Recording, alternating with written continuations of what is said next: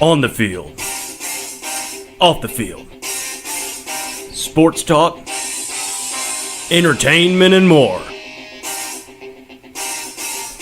This is Sauce on the Side. Well, hello there, Dippers, and welcome back to episode 53 of the Sauce on the Side podcast. As always, I'm your host, Drake, and I'm joined by the man, the producer, Leighton Pip Shaventone. Todd Gurley thinks the NFL is easier than college. It might be. Just ask any SEC running back. Oh, wait.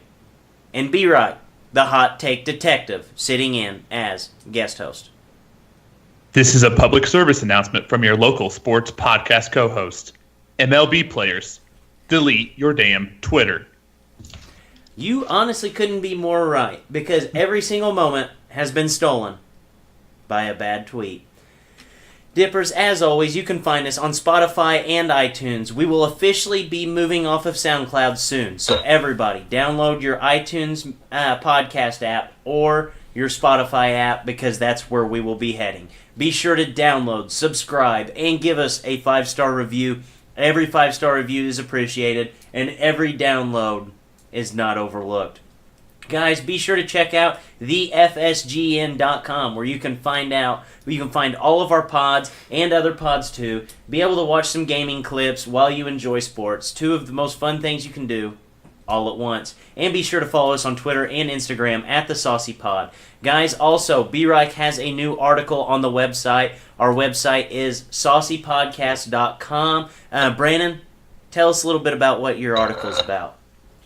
Well, it's all about MLB teams only using their best pitcher, a.k.a. the closer, in the 9th inning, and basically showing that you should be using them as many times as possible. I absolutely love that, and you have a good point there. It doesn't make sense to me why the guy goes out there in the 9th, whenever the bases are juiced, there's 2 outs, you're up by 1 in the 8th, and you roll out the guy who might be your 5th best pitcher. Why not throw out the best? And guys, be sure to look up that article on saucypodcast.com. Guys, we have a loaded show for you. The MLB hot stove has continued to sizzle. We're going to dive back into fantasy football as well. We'll give you the top 15 running backs of the season, and we will start our NFL division breakdowns. This is basically where we're going to tell you how each team will finish throughout the season and what the record should be 16 weeks later. And also, we have a great interview with Juston Lenero. He is the host of Football Diehards podcast. If you like Boston accents, you're absolutely going to love this guy. I told him after the interview, he makes fantasy football sound a little tough. So the Boston accent plays in his favor. So be sure to check that out. And like I said earlier, guys, the MLB hot stove has been lit, and we have a trio of starting arms switching teams. J.A. Happ to the Yankees, Cole Hamels to the Cubs, and Nathan Eovaldi to the Red Sox. Guys, which of these trades have the biggest impact on the MLB this year? Well, if you want to go immediate impact, it has to be Nathan Eovaldi. He's already pitched and thrown 7 scoreless innings. But overall, it's probably Cole Hamels to the Cubs. He's, number 1, number 2 on most staffs. I don't know, so will he be for you guys? But, I mean, that's a move you make when you want to win a World Series. Right. And we talk about introduction to the pond. Even if he can't pull it together, and if he does continue to have, a bad August by September, you gave up 4 loyal prospects for him, so I don't think he's losing anything anyway. Yeah, let's continue to talk about instant justification of your picks. Hap had 6-7 with 1 earned run. I'm actually going Nathan Eovaldi.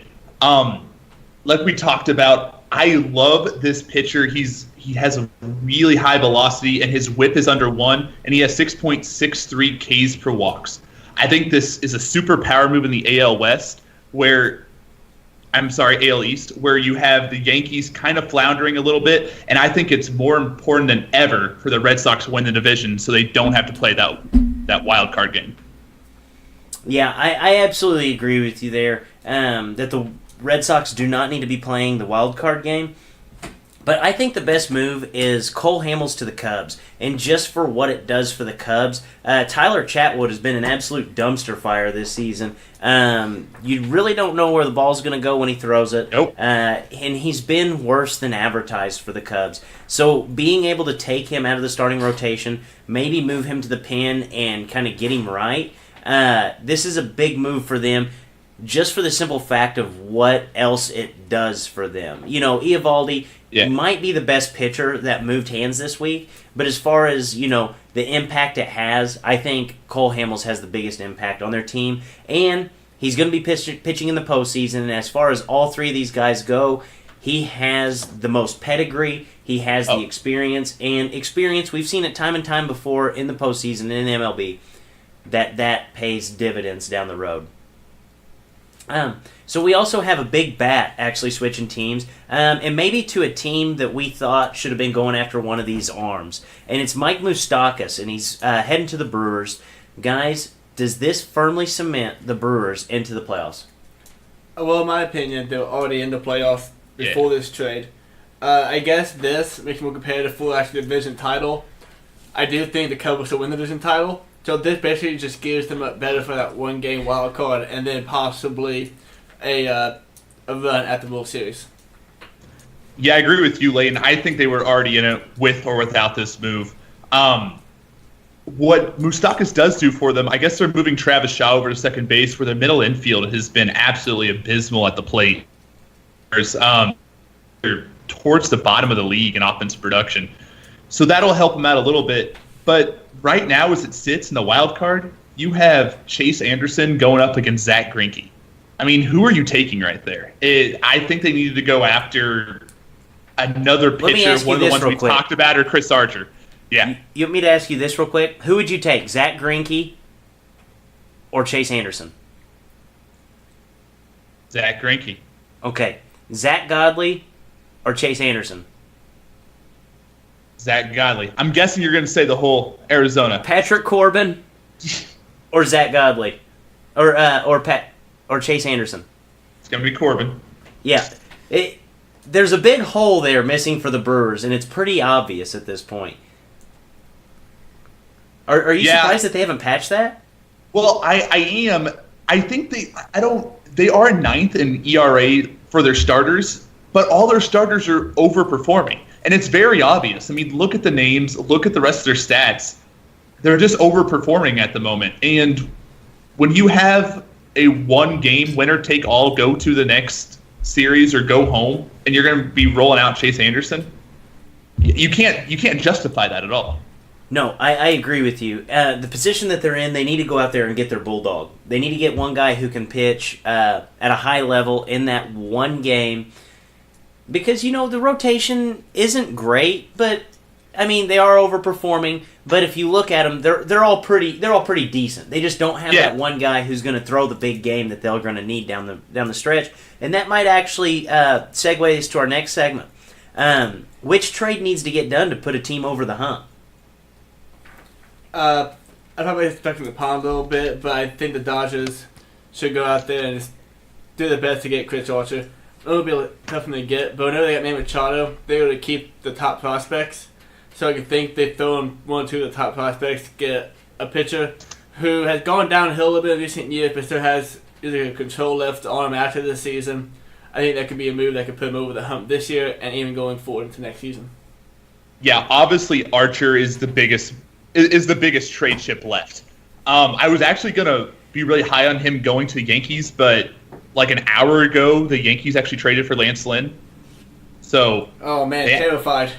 I know, right? But no, Lance Lynn actually was pitching well against the Red Sox the other day, and I think that's why they did it. That's why I think they got J.A. Happ, because he has historically pitched well against the Red Sox. I think that's all they care about. But good for the Twins. They ended up getting Tyler Austin out of it, and the Twins just signed Lance Lynn to a one-year deal.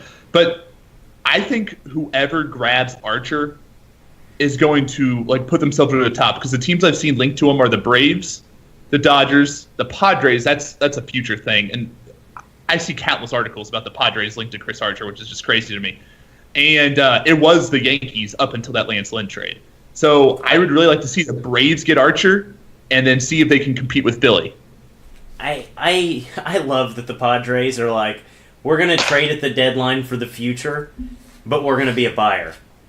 Like, yeah, I mean, it makes a little sense because Archer does have a team-friendly deal through 2021, but it's still just so strange to say out loud. No, actually, you had the same exact one as me. I absolutely love the idea of Chris Archer going to the Braves. I think that if the Braves want to do something this season, which they absolutely could, I think Chris Archer being in there, being around a good ball club, will pay dividends for him. Because if you look at him whenever he pitched for the USA in the World Baseball Classic, he pitched well because he had good clubhouse camaraderie, had a lot of guys around him kind of keep him up, and he's kind of like that feeling pitcher, in my opinion, that if he's feeling good, if he's having fun, he's going to go out there and throw you a lights-out game. And for a team that's going to be right there on the cusp of the wild card, they're probably going to need him in that wild card game to put their team over the top and get into that actual divisional round of the playoffs.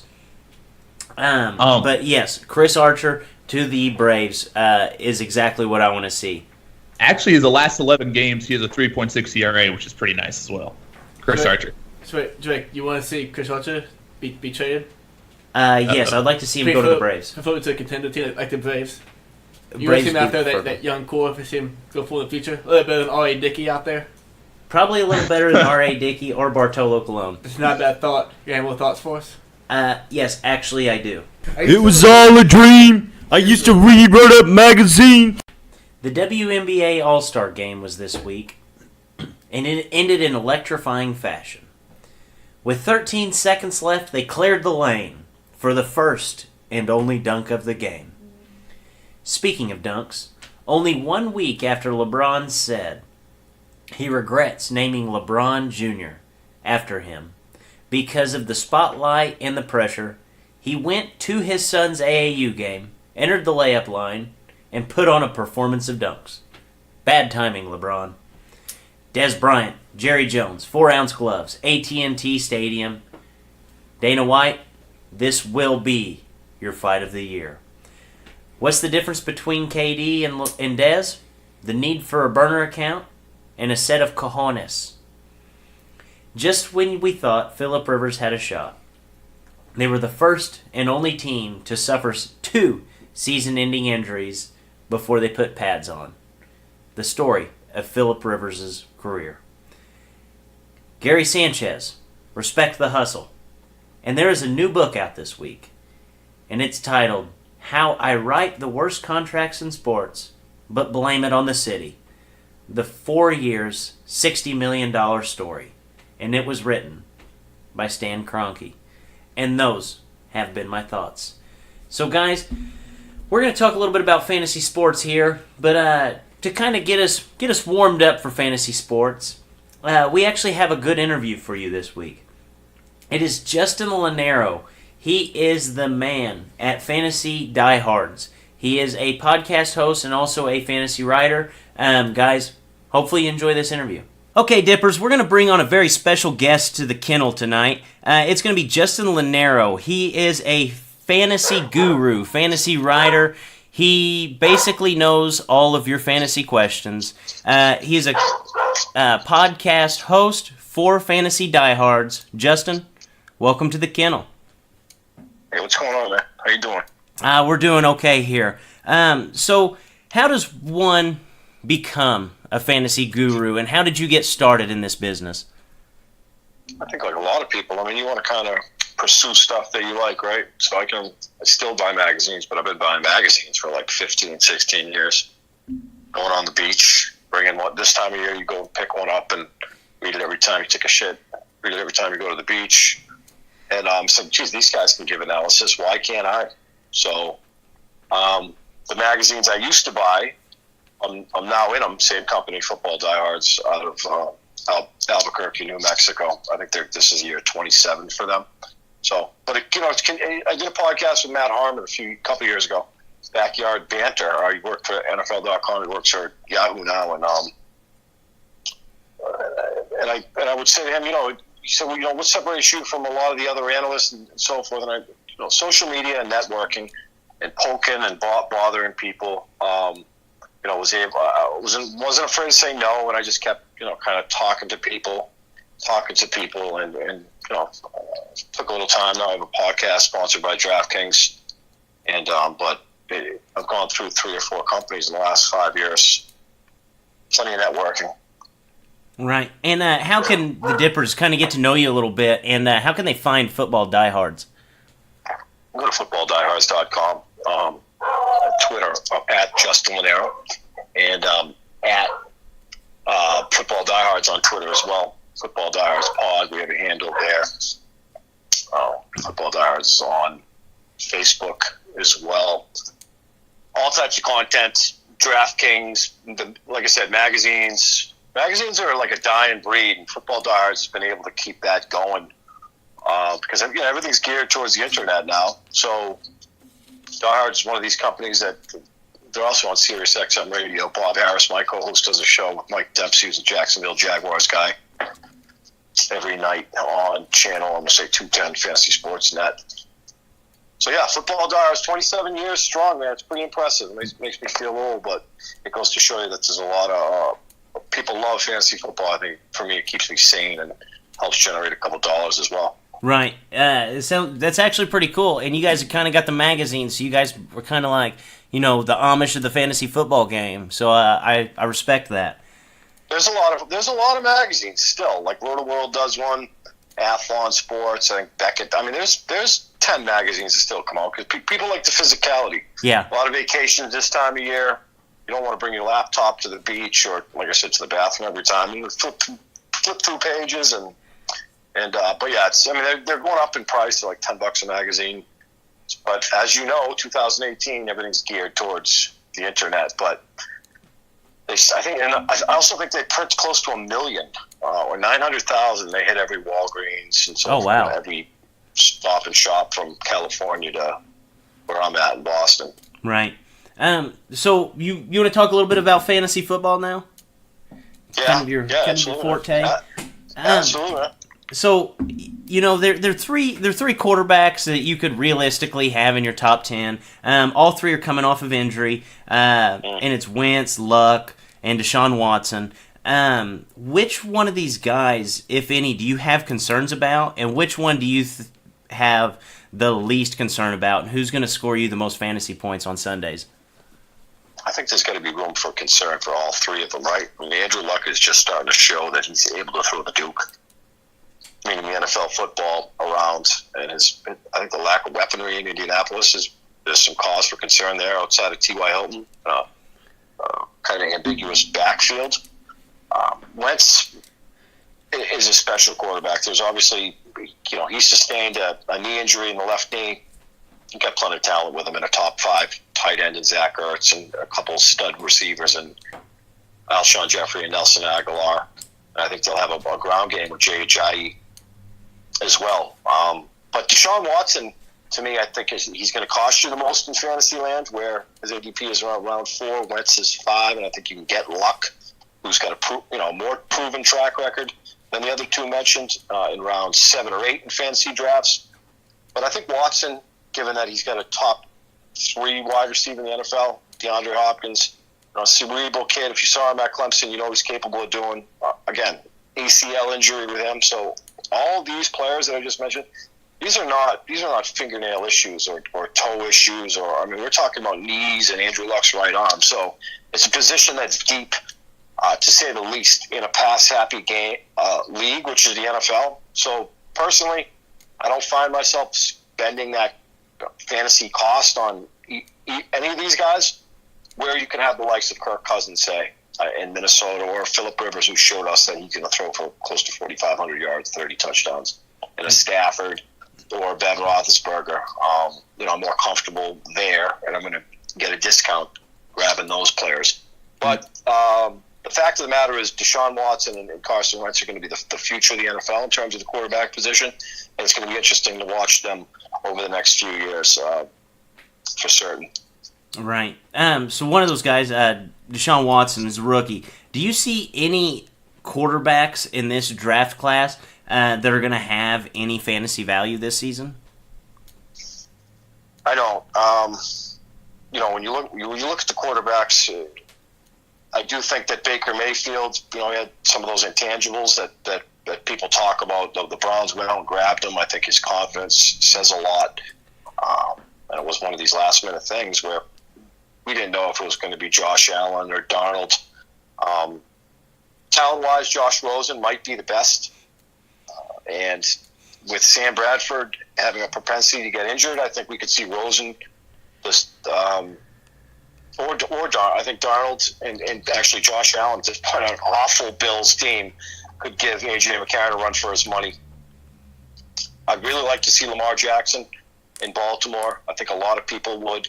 But, Baker Mayfield is not going to play. When you give, immediately at this point, they're going to need to start losing games. Tyrod Taylor is going to have to play terrible, which historically he hasn't. He's a pretty safe quarterback. So it might be a year to watch Baker Mayfield.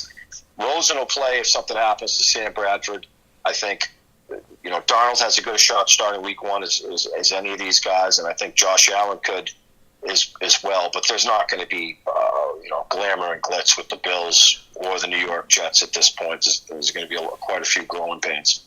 Right. Since you really don't like any of the rookie quarterbacks, are there any rookie running backs? Saquon Barkley, I think he's kind of the overwhelming, obvious pick there.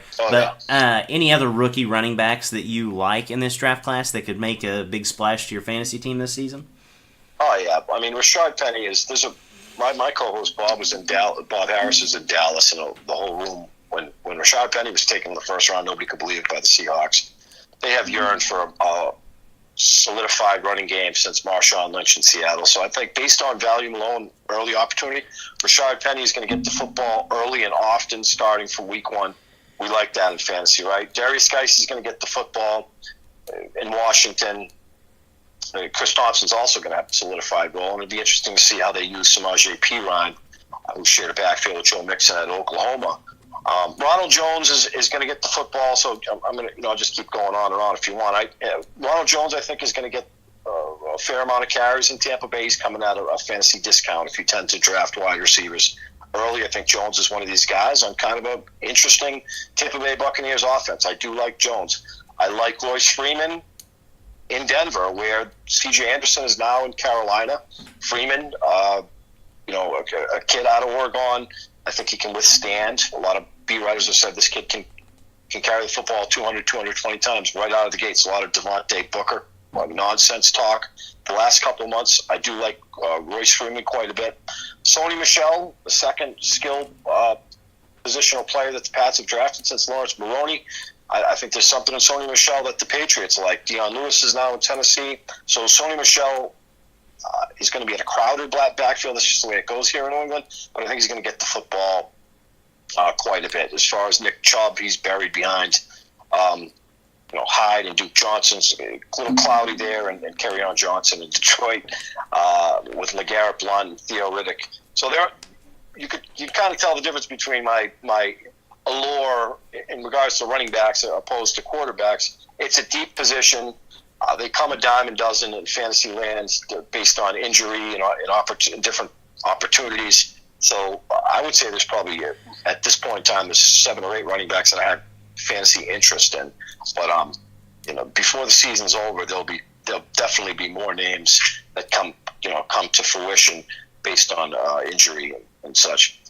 Right. Running back is one of those odd positions. Like last year, 40% of your top 10 all were rookies. Do you think we're going to see that kind of mark this year, or do you think it's going to regress a little bit? It sounds like you like a lot of these guys, but do you think that they're going to be the top 10 at the running back level? Not really. I don't. I do like Saquon Barkley quite a bit. I think we know what he is. I think Rashad Penny's going to do his thing as well. It's going to be contingent upon the Seattle Seahawks offensive line, which is said to be improved, but they were absolutely putrid last year. When you talk Kareem Hunt, Kareem Hunt was going to have a role with the Kansas City Chiefs, but Spencer Ware got hurt. So his huge role was kind of by default because of the injury to Spencer Ware. I think the Jags drafted Leonard Fournette for an obvious reason. I mean, he'll probably get the ball 400 times in Jacksonville. This upcoming season, permitting that he stays healthy. And Alvin Kamara, in New Orleans, look, Kamara was the guy that fell to the third round. I had Adam Schefter on my podcast last May, and we talked, and he was saying, Justin, the Saints love Alvin Kamara, and they have every reason to. I mean, people think that Alvin Kamara is one of these gadget backs, but the fact of the matter is he's 215 pounds, and with Mark Ingram suspended, Alvin Kamara is going to get the football early and often from Jump Street, and Dalvin Cook has a special future in front of him, believe me. I listed a bunch of running backs that are going to have, year two. I don't see it as such for this crowd of running back, this rookie class, but there are going to be a handful of players that are going to have roles. Just from a talent standpoint, I don't think that they're going to be able to match what happened last season. Right. Last year I think was pretty special for the running back class. Yep. Oh yeah. It was kind of an odd off season. We had quite a few quarterbacks that have the potential to start this season switch hands. One of the most notably, you hinted at it earlier, was Tyrod Taylor, kind of clogging up the lane for Baker Mayfield. So Tyrod to the Browns. A lot of skill players there. Who benefits the most from Tyrod being there? And it even could be Tyrod himself. Who do you have? I think it's Jarvis Landry, to be honest. I mean, they gave him a blank check. He's one of these guys where we know what Jarvis Landry is. He's not a guy that is going to line up wide, although there's some speculation that he will. I think he's one of he's one of the best slot receivers in the game. And that has suited, in terms of ADOT, which is average depth, right there. So you have Taylor, you have Landry, peanut butter and jelly, with the underneath stuff. Again, what I alluded to earlier was Tyrod Taylor is safe, right? He's going to throw 15 touchdowns. He's not going to throw a lot of picks, but talent-wise, it's through the roof. Duke Johnson, Josh Gordon, we pray that Josh Gordon's healthy. David Njoku, Corey Coleman, we don't know, as they stole Antonio Callaway round 4 because of character issues from Florida. So, but Tyrod Taylor has no excuses. He had some excuses in Buffalo because of the lack of talent around him. There's no excuses in Cleveland at this point, and we all know that if he starts performing poorly, Baker Mayfield is going to be coming in sooner than later. When I mention ADOT, I don't know if you know what that is, but average depth of throw. And Taylor is one of these quarterbacks where, although he does have a deep ball, he's kind of the underneath stuff primarily. And Jarvis Landry obviously is one of these guys that's not a guy that's averaging 15 to 18 yards per reception. So I think there's some cohesiveness there right off the bat. Yeah, I definitely agree with that. I actually like Jarvis Landry a lot this year with Tyrod, kind of with the check down. Do you think? We do a thing every week. We kind of do like bold prediction. I had a bold prediction that Tyrod would be a top 10 quarterback this year. Do you think there's a chance of that? No, I don't know that he's going to throw the football enough. I think we know if Tyrod Taylor can run for 500 yards, right? Absolutely. I think it's too. Quarterback is deep, right? And you have players like Kirk Cousins and boatloads of talent in Minnesota. You have Ben Roethlisberger, boatloads of talent in Pittsburgh still. Marcus Mariota, the offense has changed in Tennessee. People love Patrick Mahomes. I have some skepticism there. Blake Bortles has fantasy relevance every year, even though he sucks by and large. So top 10, I think, is a real stretch. And then you can throw in names like Dak Prescott, who's been solid, like a glorified Alex Smith Prescott is, but he's been really good. Jared Goff and Matt Ryan will bounce back. I think that's the hope. So top 10, I think, is a real stretch. I would bet against it, but top 15, based on all the names that I listed that the Browns have added, I think that's attainable, right in the 15 range for sure. And he'll be prevalent, in a DFS scope, daily fantasy scope, on certain weeks for sure. Yeah, he has no excuses. Has all the talent around him. I think Tyrod, as long as they don't bench him, as long as they're not playing bad as a team, I think it's going to be interesting watching Tyrod with all that talent. This is what you do. Give us some sleepers for this season to help put the Dippers team over the top. how deep do you want to go? And how many do you want? Hey, as many as you're wanting to fire off. Just give us a few. Try to vary up the position, and Sure. we can, just as many as I'm going to need to win my fantasy league. Yeah, absolutely. I like Jameson Crowder in Washington. I think he's going to fit well with Alex Smith. Crowder's a guy who's going to 65 balls the last couple seasons. You can have him at a good cost. I think Randall Cobb in Green Bay is another guy, same type of player, as well as Sterling Shepard. So I listed 3 players there. They all kind of have the same role in the slot. I think Robbie Anderson in New York is a player that a lot of industry people love. I think from a talent standpoint, he could be a real stud. So I like Robbie Anderson, Cobb, Crowder, Sterling Shepard in the slot, even though Emmanuel Sanders in fantasy circles is coming at a pretty good cost, too. We know what Emmanuel Sanders is. You finally get a competent quarterback in Case Keenum in Denver.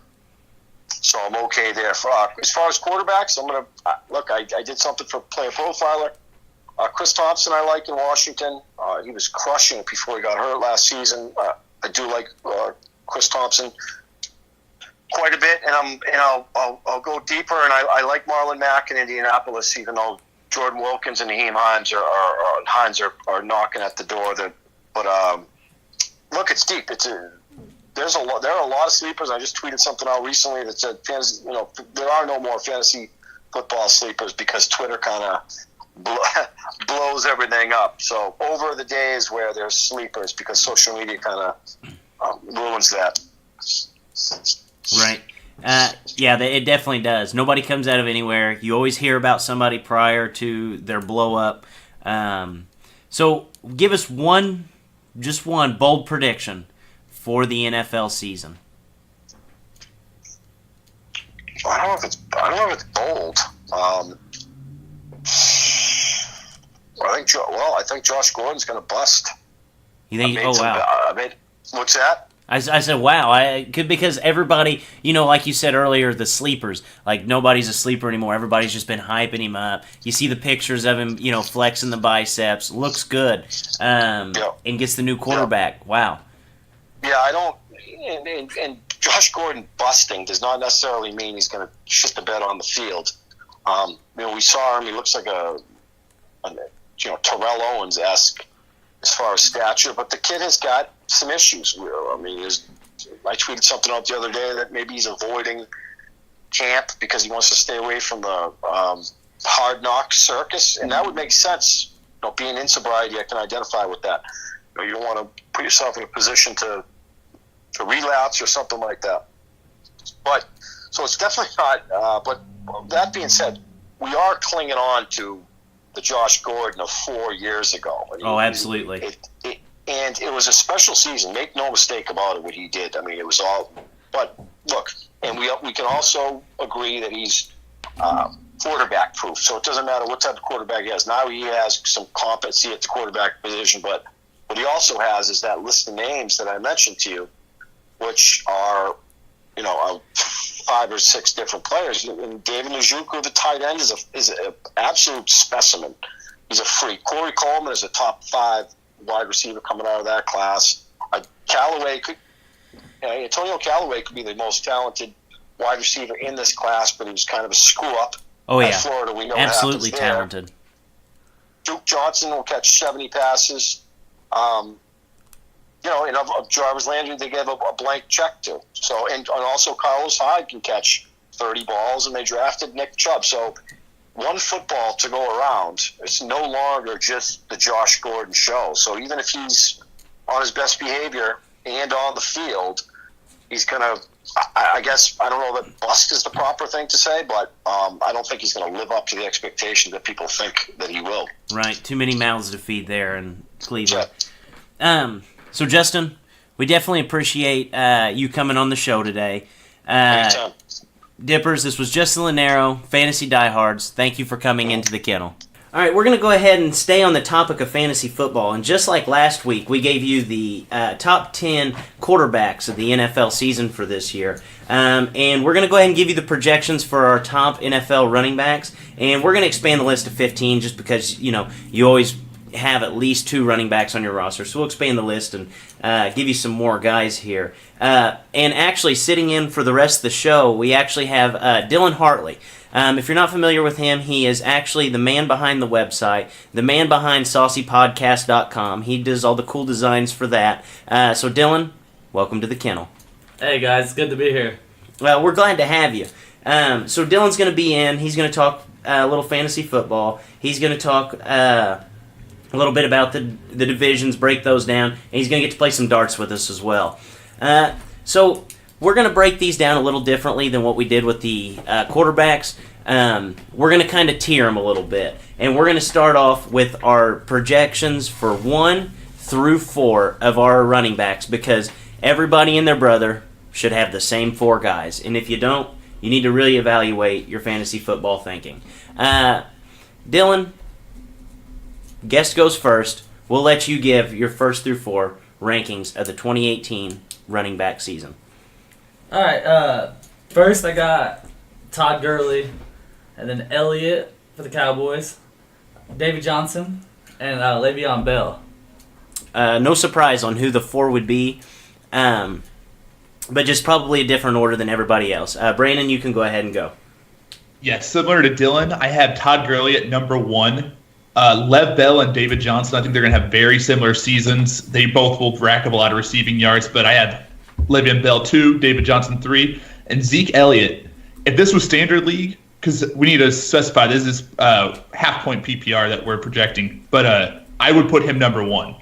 But I'm going to put him at 4 for the half-point PPR. How dare you? He's family to you. That Can't put is- family last. That is your cousin, Brandon. Leighton, take the floor. Unlike Brandon, I respect his family. I have Zeke Elliott at number 1. Number 2, I have David Johnson. At 3, I have Le'Veon Bell. And at 4, I have Todd Gurley. I actually like that. So whenever I look at this list, I really can't put Todd Gurley number 1, just for the simple fact that there's not been a running back go be number 1 running back in scoring back-to-back seasons since Priest Holmes in 2002 and 2003. And you think about all the running back talents that have come through, that is almost ridiculous. And I feel like the NFL right now, we're at a high point for a lot of good running backs in the NFL. So I feel like Todd Gurley will not be able to repeat just because the likeliness of it to happen is so small. Number 1, I'm going to go with David Johnson. 2016, he was a 2,000-yard guy. Just got Sam Bradford, and Bradford has actually thrown to the running back 300 times in the last 2 seasons that he's been a full-time starting quarterback. So I definitely like his odds to get a ton of targets, and the season that he went ahead and had the 879 receiving yards, he only had 120 targets. You look at the projections, should be a little higher than that. So I expect him to be the first guy to get 1,000 since I think it was Marshall Faulk, actually. 1,000. Number 2, I have Le'Veon Bell, set career highs in carries, targets, receptions last year. 7 of the 9 teams that they played on their non-conference schedule were in the top 14 fantasy defenses against the running back. So Lev's going to get the same kind of volume, better production. Number 3, I have Ezekiel Elliott. Missed 6 games last year, still number 12 running back. Like these guys said, he's just going to be a workhorse. If it wasn't PPR, the guy would be probably number 1. Then Todd Gurley, number 4. Basically, the difference between his 2016 and 2017 season was 1 more carry, but 240 more yards, 7 more touchdowns, 29 more targets, but 461 more yards and 6 more receiving touchdowns. I mean, the offense obviously allows him to have more spread out. He has more yards to work with. But I think last year was kind of a fluke. I don't think he's going to get back up there. Last year was Todd Gurley's ceiling. So I think this is where it's going to get a little more interesting, and we actually have some different guys on our list. So Dylan, we'll go with you first. Go ahead and give us your 5 through 10. All right, number 5, I got Kamara for the Saints. Drew Brees, as long as he's in that offense, I think the field's going to spread out. I think Kamara is going to get a lot of targets. He's going to get a lot of catches, a lot of yards. 6, I got Fournette. I think he's just going to be a workhorse, kind of like Elliott. But I don't think the Jags' offense with Bortles is going to be as productive as the Cowboys with Elliott there, and I like Elliott as a better back as Fournette anyway. 7, I got Gordon. I like the Chargers' offense this year. They have weapons all around that's going to spread the field. Rivers, I think he could deliver it well. I think Gordon's going to have a lot of field to work with. 8, I got Hunt. I like Hunt. He's a good workhorse. 9, I got Cook for the Vikings. And 10, I got Freeman for the Falcons. All right, I definitely like those. I like having Leonard Fournette as high as you do. Brandon, take the floor. So number 5, I went with Saquon Barkley. He is a question mark, but all signs will point to him being an all-purpose back, and I think that he'll be worth that number 5 slot, but I wouldn't be surprised if he was lower at the end of the season. Alvin Kamara, I'm going to put him at 6. He only had 7.5 carries last year with that insane average. The average will go down, but with Ingram being out those first 4 games, I think that will give him a lot of opportunity the first 4 weeks. Melvin Gordon, evidently his yards per carry will never alter his production. The offensive line's good. He will never. The defense should be a little bit improved. I'm sure about that. I think he's getting exactly 4, but he might get 3.83. It's actually been a steady incline, but it doesn't alter his fantasy production. And Melvin Gordon got some receiving yards last year, which was nice. Kareem Hunt at 8. A little bit concerned with Wayer coming back, stealing some touches. And then I have Leonard Fournette and Dalvin Cook bringing up the rear there a little bit. I think they're pretty similar backs. And that's what I got for my next few. Leighton, go ahead and go. 5, I have Hunt. A little bit worried with Nagy leaving, because we know last season whenever Reed took over the play calling, Hunt didn't see the ball as much. But I feel like Reed's going to get figured out and realize who the best player on the field is. 6, Melvin Gordon. Like Ben said already, just bell cow back for San Diego. Number 7, Kamara. I don't think he'll be able to score as many touchdowns as last year because he's at an insane pace. But Ingram's out for the first 4 games. He's going to go insane the first 4 games. 8, I have Fournette. Same thing as Gordon, just going to get all touchdowns at running back. And 9, I have Barkley. He's the shiny new toy rookie running back. His PPR, so he'll be solid no matter what, but I still have questions about how good the Giants are going to be. And number 10, I have Howard. He's just, kind of like Fournette and Gordon to bell cow. He's going to get all the carries. Can't catch the ball to save his life, but you always have to. All right, so at number 5, I actually have Leonard Fournette. Kind of reminds me a lot of Adrian Peterson. Adrian Peterson, between his first and second year, popped off for 400 more yards in year 2. Big downhill runner. I just love Fournette, and I think that he's going to get better as the season goes on next year, because last year he hit that wall that we see a lot of rookie skill players hit that don't necessarily understand that the NFL season is 17 weeks long, that it is going to be a little more nagging than the college game, which, in his first 6 games he was averaging 4.6 yards per carry. He had 3 games of 100 yards. He had 6 touchdowns, and then in the last 7 games he went down to 3.22 yards per carry, 200-yard games in those 7, and 3 touchdowns. So, you see his production go down, and I think with that experience, he's going to know how to handle his body a little better and be able to survive the grind of the NFL season. Number 6, actually a guy that the grind of the NFL season worries me about, and that's Alvin Kamara. He's kind of undersized, but if you look at his receiving ability, he actually outscored Amari Cooper just as a wide receiver, which is pretty crazy. If you just took his wide receiver stats, he would have been he'd have been the number 24 wide receiver last year.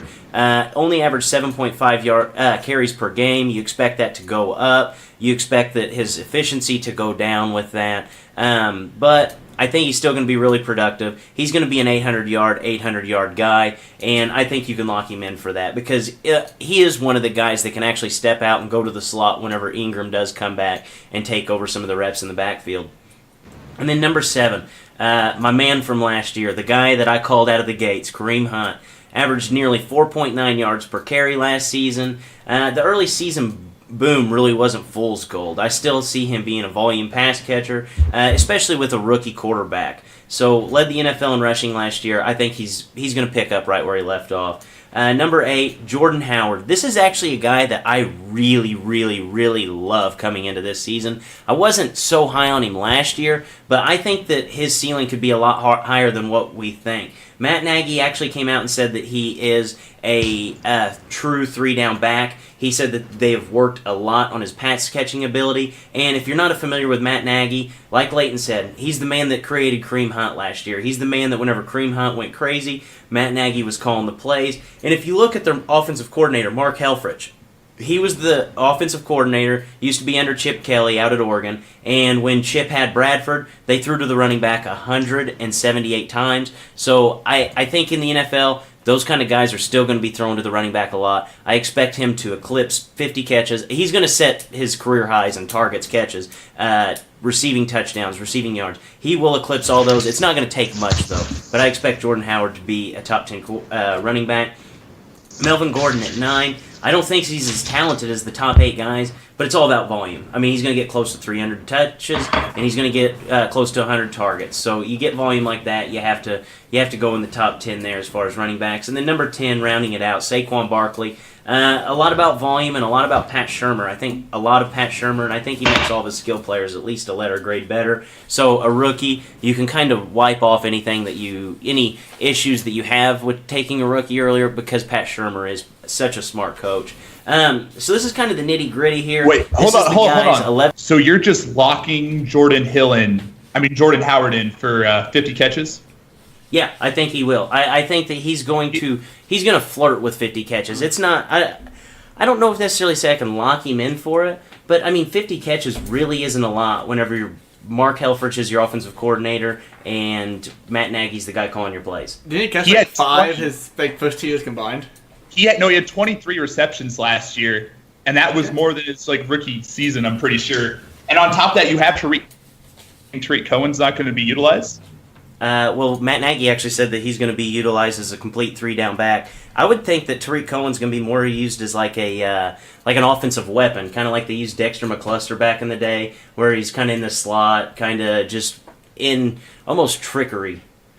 Because 23 receptions out of the backfield, out of a John Fox system, really isn't that bad whenever you're looking at a guy who's going straight into Matt Nagy's system. So I think that, 50 catches isn't out of the realm for him. I think it's actually pretty easy for him to accomplish. Well, he has. I feel like he would have shown a little bit more glimpses in the passing game if he would have be pretty much locked into 50. I understand That's offensive only like system 3.5 a game. And he had 23 last year in John Fox's system where he was hurt half the game. So, there were 4 games, I believe, last year where he only got 10 carries because he was hurt. All right. We'll go with that. Oh, and one more thing. What do you think? Do you think Spencer Ware will affect Kareem Hunt at all this year? No, I don't. If you look at the past with Andy Reid, he's always stuck more traditional, just one back, all 3 downs. And I think that's what he's going to do again. Okay.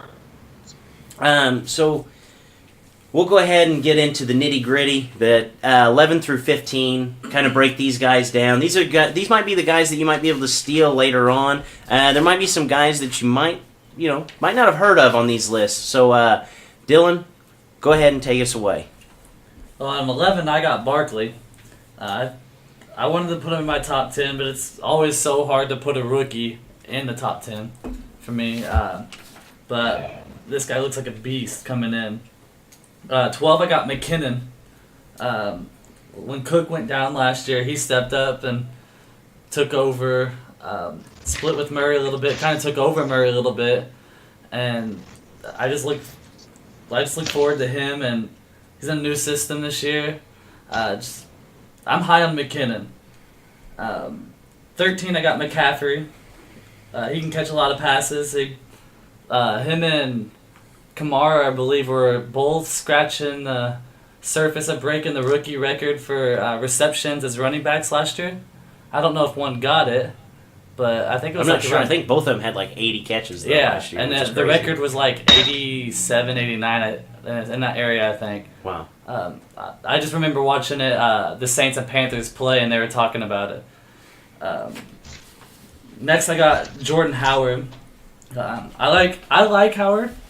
I just hope he stays healthy for a full year. I like to see what he does when he stays healthy for a whole year. So I don't want to I don't want to put him out of my top 15 for health, but that can easily knock you out of the top 15 for health. I think he has the potential to be in the top 10, but he's kind of at the end of my list because of health.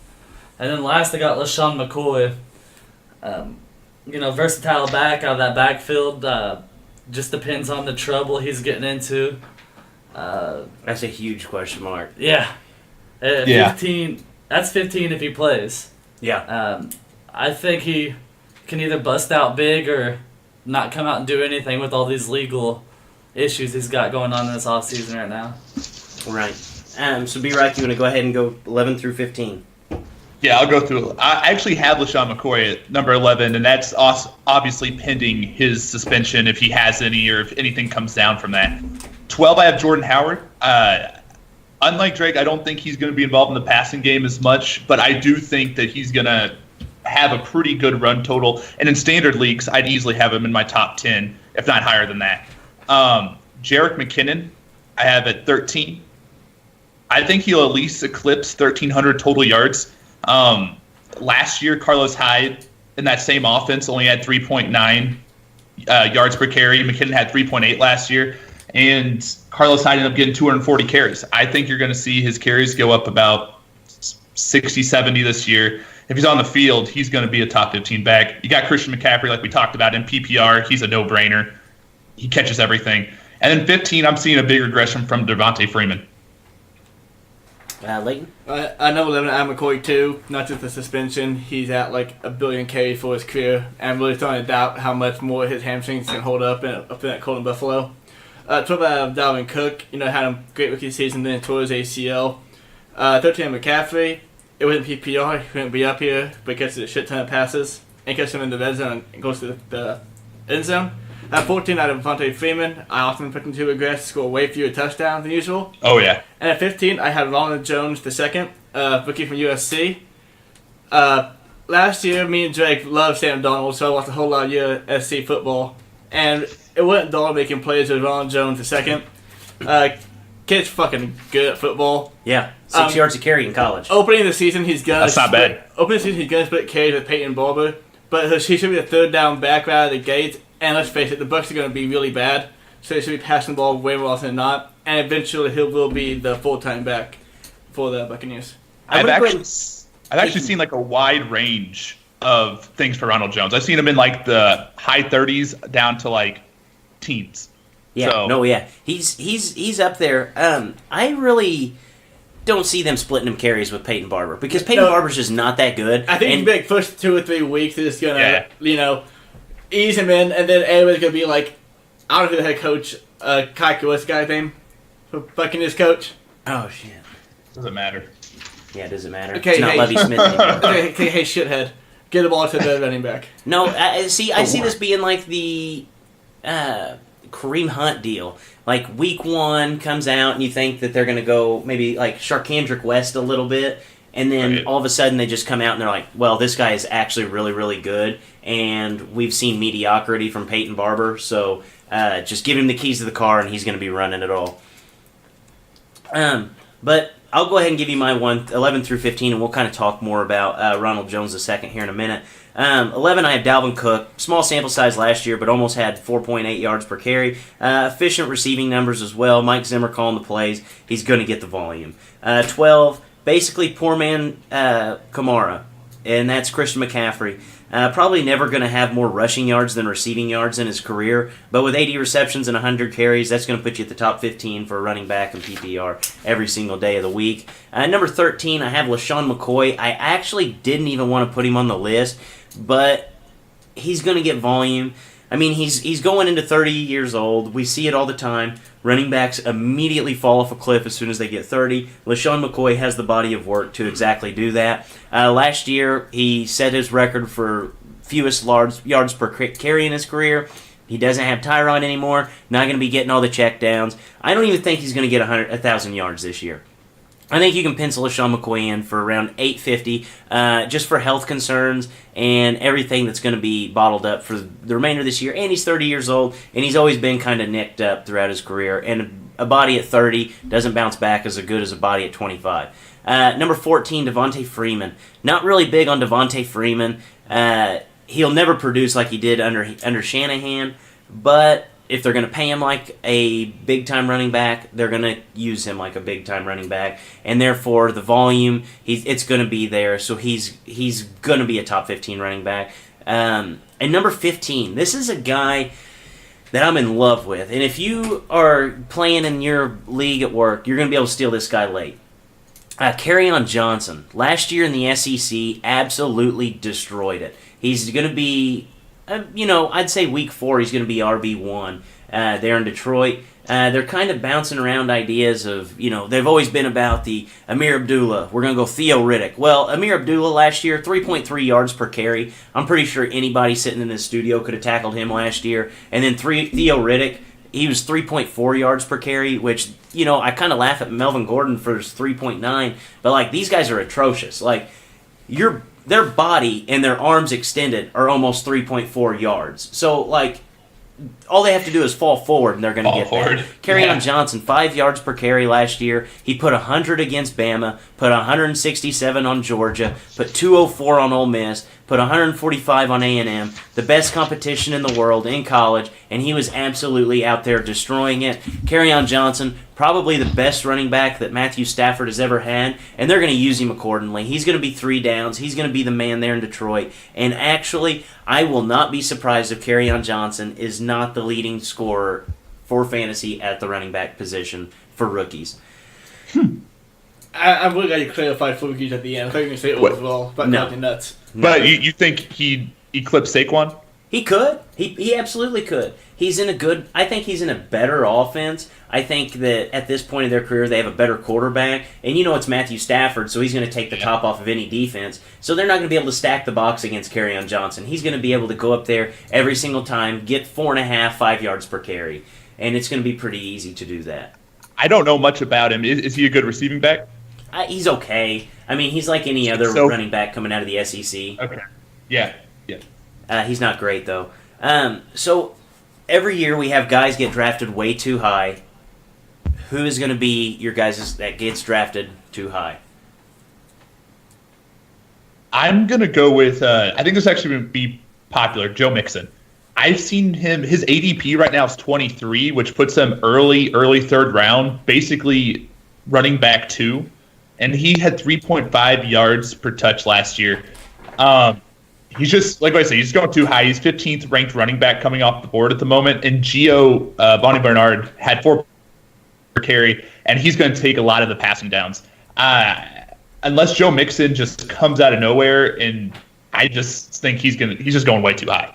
I agree with you actually there, because Joe Mixon is that guy that I really don't think is that good at football, that everybody's just expecting to be good at football, and everybody's trying to find a reason to why he's going to be good this season.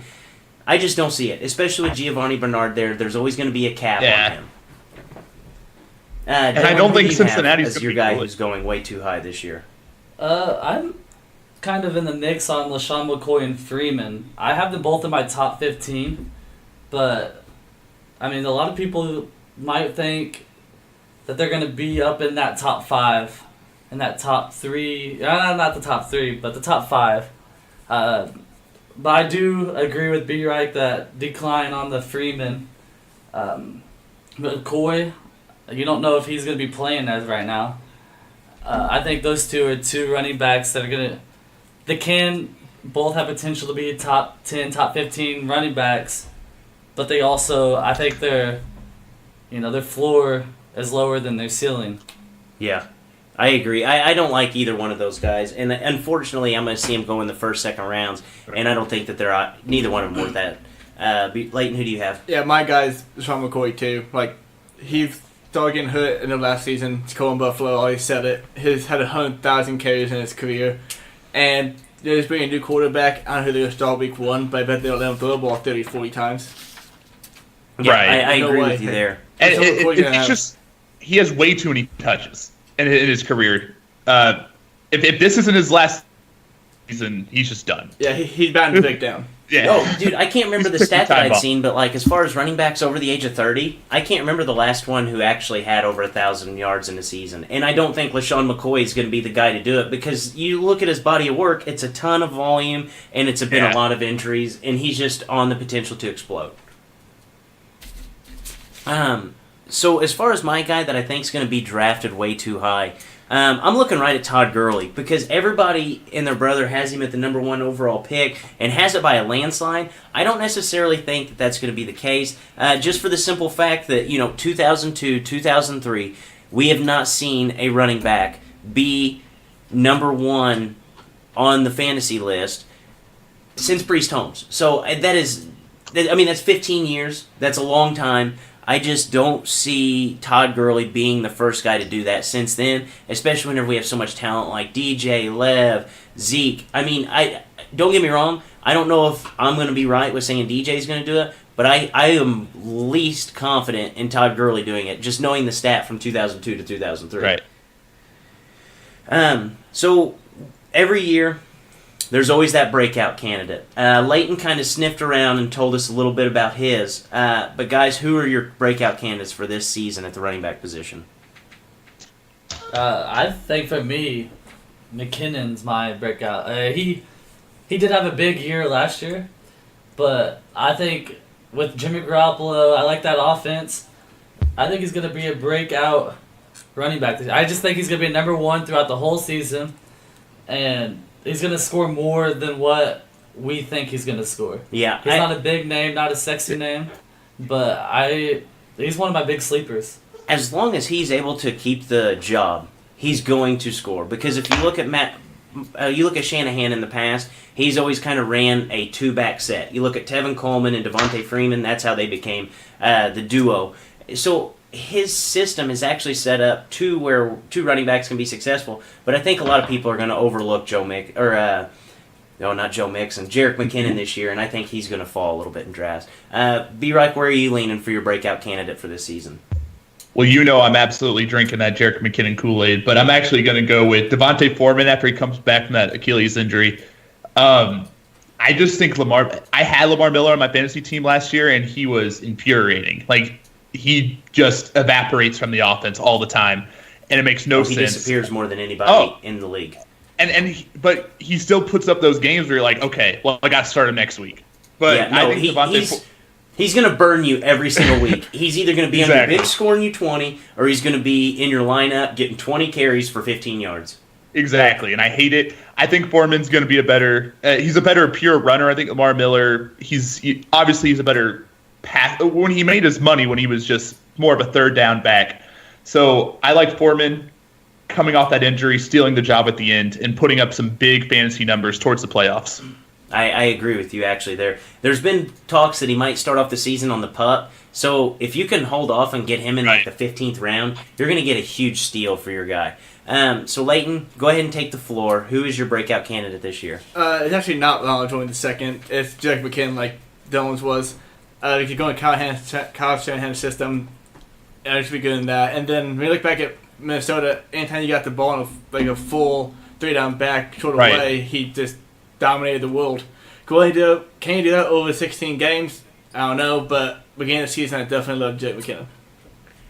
Yeah, so my guy necessarily isn't going to sneak up on anybody. I mean, you rewind to last offseason, we were talking about how he was the second leading rusher in the NFL.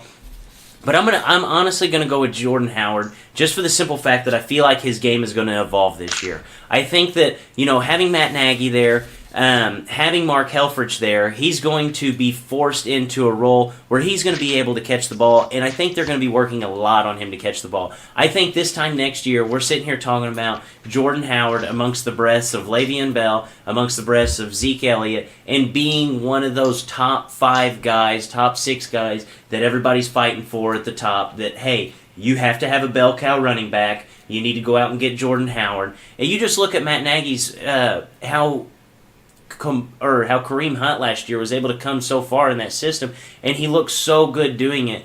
And, Jordan Howard's this big-time downhill runner, and if he is able to catch a ball at all this season, he will be, and this might be my bold prediction for the fantasy season that I think he's going to be a top 5 running back if he's healthy all season.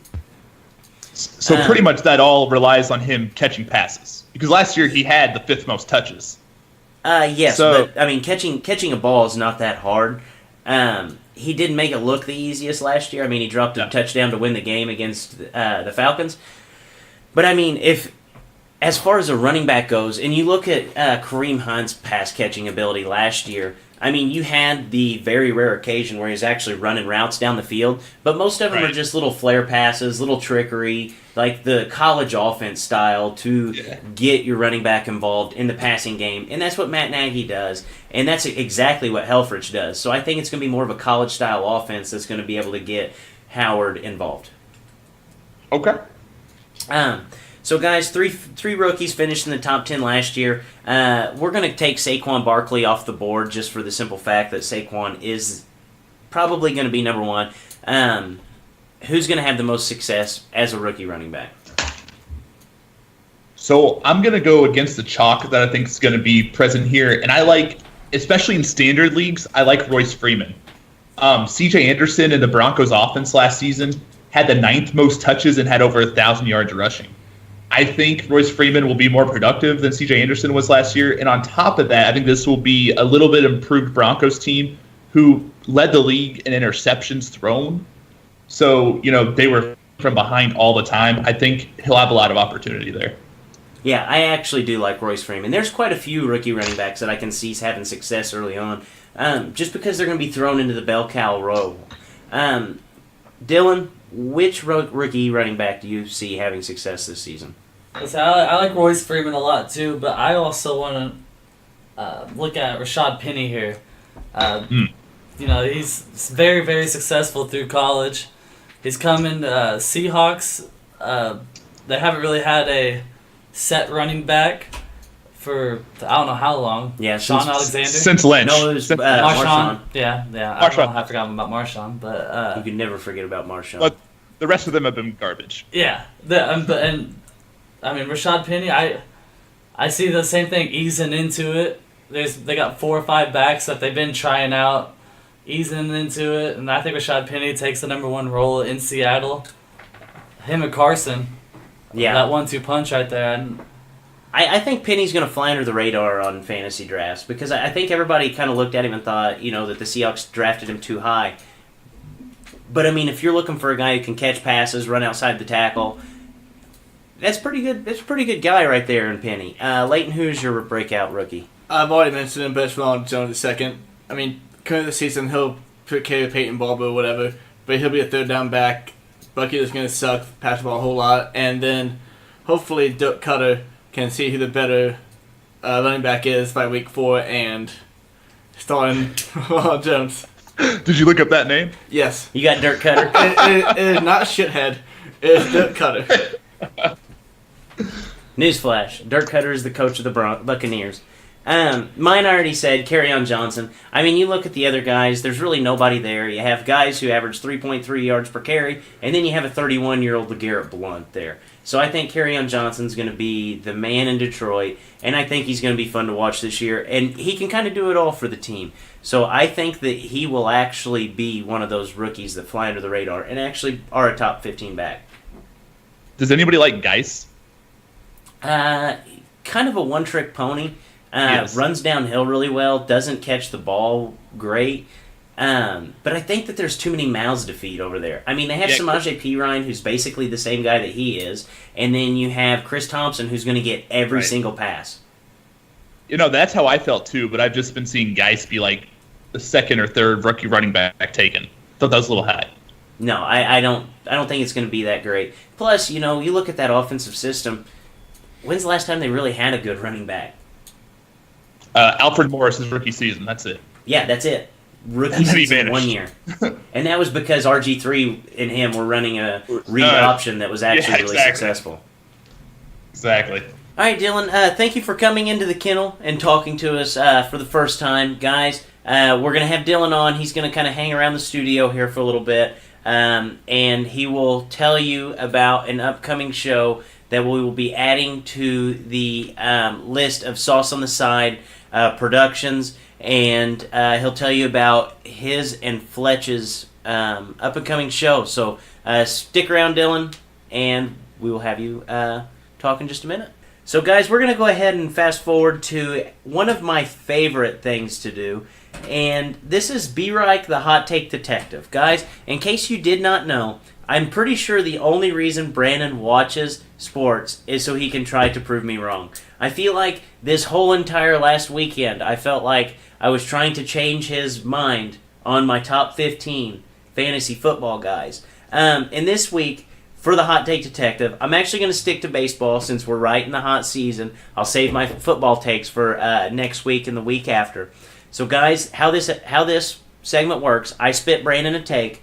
Brandon takes the take in, he processes it, and then he tries to tell me whether I am right or wrong with my takes. And, guys, usually if I go 1 for 3, I can pat myself on the back. So, Brandon, take number 1 is very short and sweet. The Washington Nationals season is dead. So I have never seen so many contradicting reports at a trade deadline than I have with the Nationals. One day I see that they're selling or possibly even trading Bryce Harper. Next day I see they're looking to buy and sign Bryce Harper to a long contract. I've even seen a link to JT Realmuto.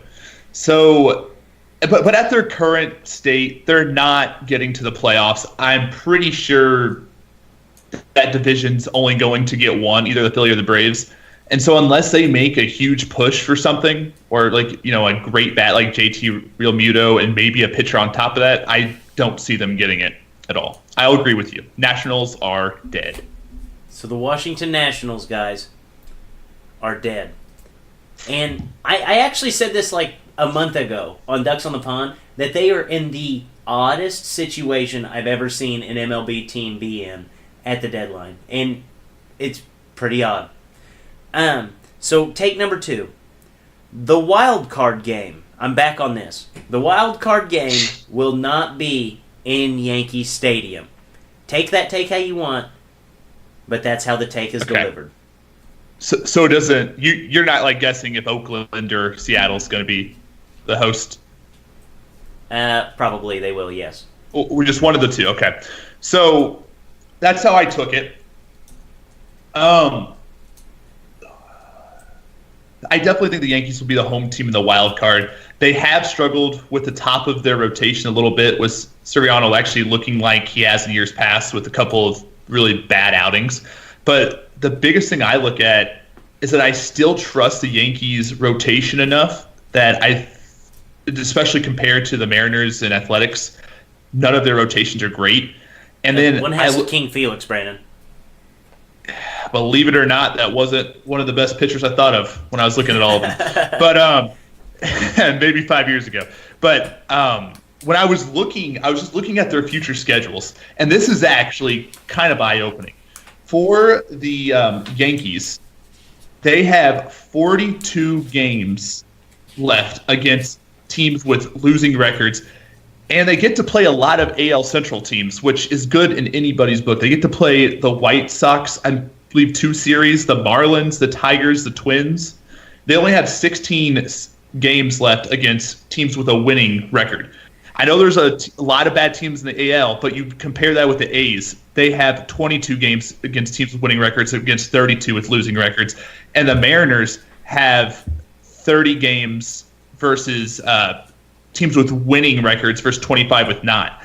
I think the Yankees are definitely going to hold on to the top wild card spot. They're not going to win the division, but they will be hosting that wild card game.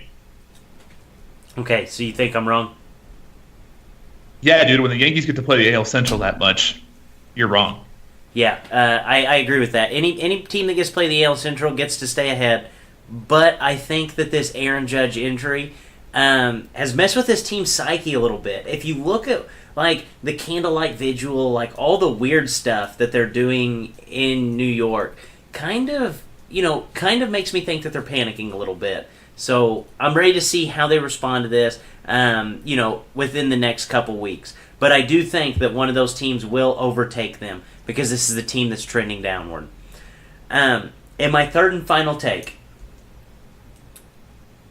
Cole Hamels being traded to the Chicago Cubs and Tyler Chatwood being able to get moved out of the starting rotation makes the Chicago Cubs the clear-cut favorite in the NL.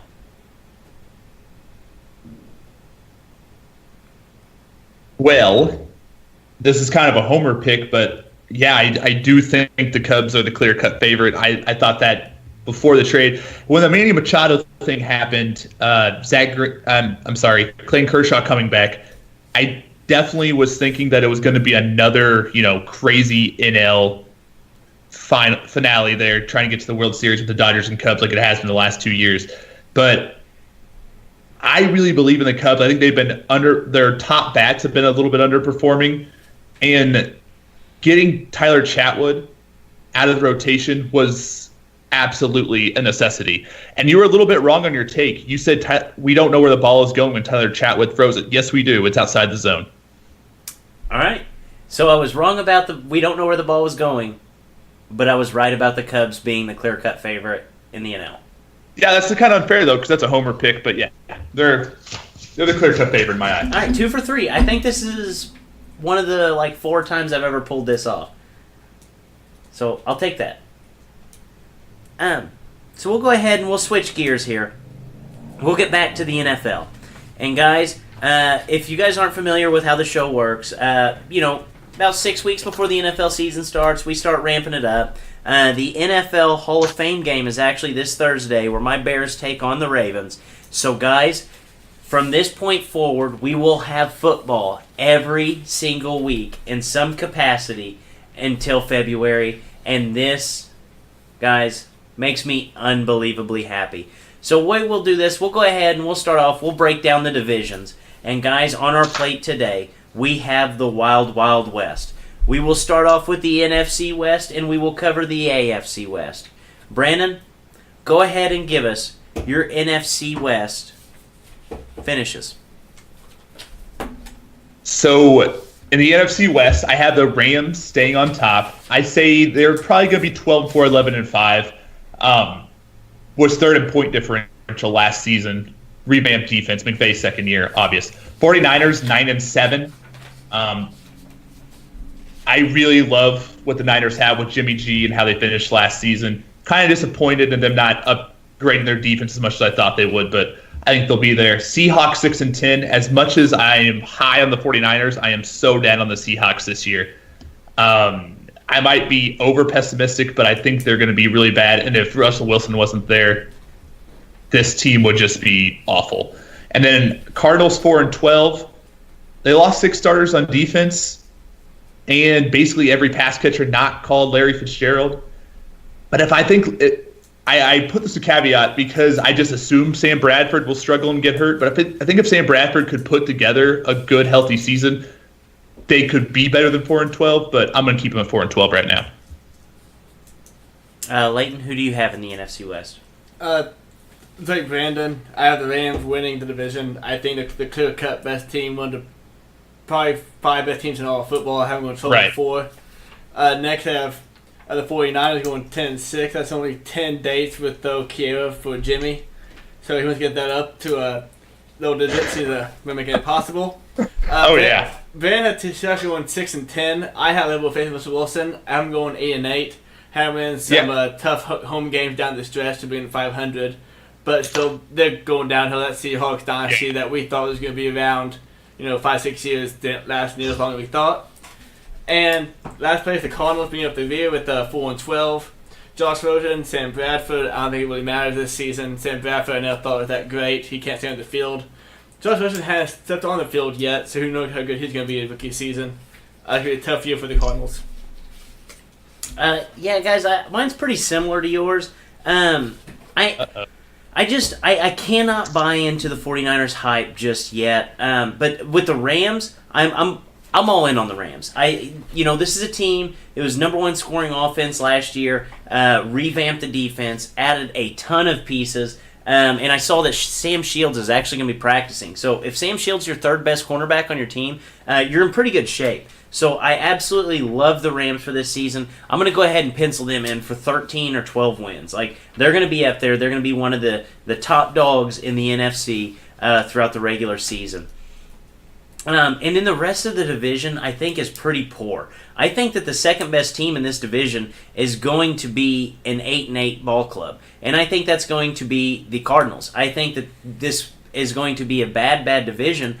And I think the Cardinals are going to be 8-8. I think that the 49ers are going to be 8-8. And, you could call it a slap in the face for the 49ers, but, this is Jimmy G's first full season as the quarterback for the 49ers. And if you look at that team, it's basically Jimmy G and then a bunch of misfit toys that didn't necessarily succeed on another team. You have Goodwin, you have Garcon, you have McKinnon. They're not bad players, but, at 8-8 with that skill group is pretty good. The defense still has a ton of questions. And then the Seahawks. I think this is going to be the first time that Russell Wilson's been on the field and his ball club's been under 500. I think this is a 7-9 ball club. I don't think that they're very good. I think that most of this division will be flirting with 500. I don't think there's any terrible teams. I think there's a bunch of average teams. And then I think there's the Rams. So I have Rams, Cardinals, and 49ers tied, and then Seahawks coming up the rear. So, me and B.I. both had the Cardinals going 4-12. You have them going 8-8. What makes you so much more confident ability to go 8-8? Because, in my opinion, from what I looked at last night, NFC West has a hell of a schedule. They play the AFC North, they play the AFC West. A lot of good teams in those divisions. Yeah. Okay. So the thing that the Cardinals have that is successful in the NFL. They have a wide receiver that can help move the chains every single down. They have a running back that they can lean on, either in the passing game or the rushing game. And then on top of that, they have a competent quarterback in Sam Bradford. Sam Bradford isn't going to win you a ton of games, but he's also not going to lose you games. And as long as he's on the field and he's healthy, which we have to assume that all these guys are healthy. I think you guys are penciling Bradford in for an injury and having him on the sidelines for, half the season. Which I actually don't think he'd be very good. Well, even with Sam Bradford, I don't put him above the 49ers. And they have a top pass rusher in Chandler Jones, and they also have a cornerback that can lock up almost any wide receiver in the NFL. I think it's unfair to say that the Cardinals are going to be a 4-win football team. I feel like they have all the tools necessary to be an average football team. Because 8-8's not great. Had they kept Bruce Arians, I'd probably give him 2 or 3 more wins. Yeah. But Bruce Arians is one of the best minds in football. It's like he retired how he did. But it's new coach, new quarterback, and 6 lost defensive starters. That's a lot on a team that was already 8-8. It's a ton of turnover.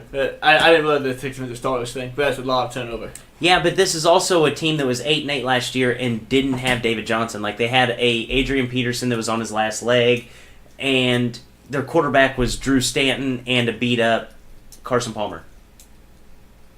Right now they have beat up Sam Bradford. Well, Sam Bradford, you rewind to his last full season healthy, he set the NFL record for 2002? No, his last season healthy was just 2 years ago. He set the NFL record for completion percentage, and you patch him up with a guy like Larry Fitzgerald, who his season high with drops is like 3, and then you also put into the equation that David Johnson's going to be seeing a ton of targets out of the backfield, who's one of the best receiving backs in the NFL. It almost makes it seem like the offense isn't going to be explosive, but it's going to move the chains. And it's going to hold the ball for a long time. And if you have the ball, you're not going to lose in the NFL. And I don't think Sam Bradford's going to be great by the end stretch of the imagination. I think he's going to be who we think he is. And if he's on the field, he's going to be an 8-8 quarterback. Right. He's a Jeff Fisher guy, man. 7-9, 8-8. Those are his records. He's a Jeff Fisher guy. He is Jeff Fisher. So, guys, we'll go ahead and talk a little bit about the AFC West. And B-Right, take us away. So this one I actually had a lot of trouble making the standings. This is one of the toughest ones. I definitely think so. There's a lot of question marks in there. But I'm going to go with Chargers at 11-5. I love this offense coming into the season. Their passing offense was crazy last year. You have Melvin Gordon.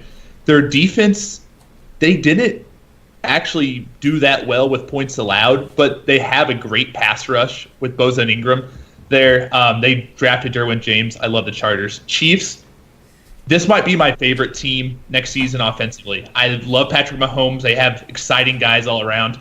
I just have a lot of question marks with Patrick Mahomes and all that going on.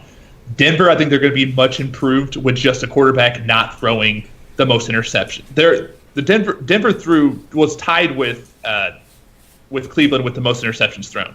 So I think that, let alone, makes them 8-8. Gave up the third fewest yards last year. And then Oakland 6-10. I'm not buying on to the whole John Gruden thing. I hope Derek Carr learned to spider 2Y banana. I don't know. It's a complex play that spider 2Y banana. Yeah. A lot of things happening there. Yeah, I don't know if Derek Carr's going to be able to figure that one out. Yeah, I don't know. So, yeah, just to recap, Chargers 11-5, Chiefs 8-8, Denver 8-8, Oakland 6-10. Leighton, who do you got? Just like Brandon, I have the Chargers winning the division, going 11-5 as well. They lost Hunter Henry to torn ACL earlier this season, and that was awful. But they bring back Mike Williams, the first round pick from last year at Clemson, who missed all last season. And they just lost Justin Verrett this past week to an Achilles injury. So they lost one of the best cornerbacks in the NFL as well. Well, how did that not happen? I'd probably had them for another win or two. Second, I had the Chiefs going 9-7.